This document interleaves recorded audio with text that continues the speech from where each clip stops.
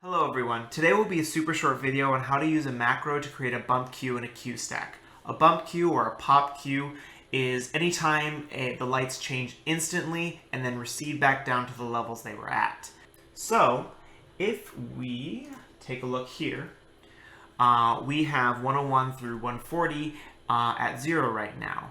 And now let's say the next thing we need is the lights to flash on and then recede back down. So we're going to select 101 through 140.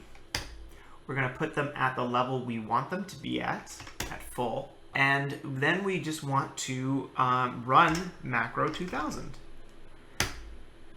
And what that's going to do is it's going to allow us to say which cue would you like to record the bump into. And we're going to say Q2.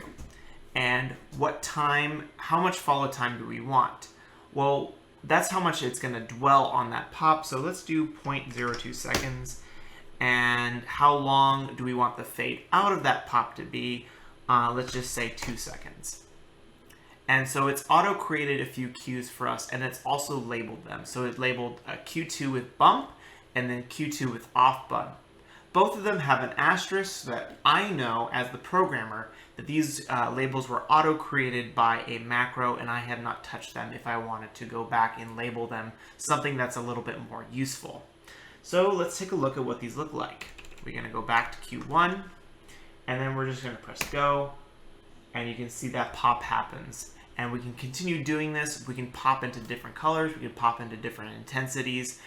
All you need to do to start this macro is select your fixtures, put them at where you want them to bump to, and then the macro will take care of the rest. Obviously, I have some things that you might want to add to this macro, such as you might want a in time. My in time for this macro is set to 0 because I always want my pops to be in 0, but maybe you want your pops to be in 0.1 seconds or 0.2 seconds. You can add that to the macro. It'll be super easy. This is a good starting position for what you want to do, but this is a way to reduce a lot of the busy work that you're going to be encountering doing your show. And that's all I have for you today. The link to the macro is in the description. It's set as macro 2000. It is the only one in the show file. And I hope you enjoy, and thank you, and have a wonderful day.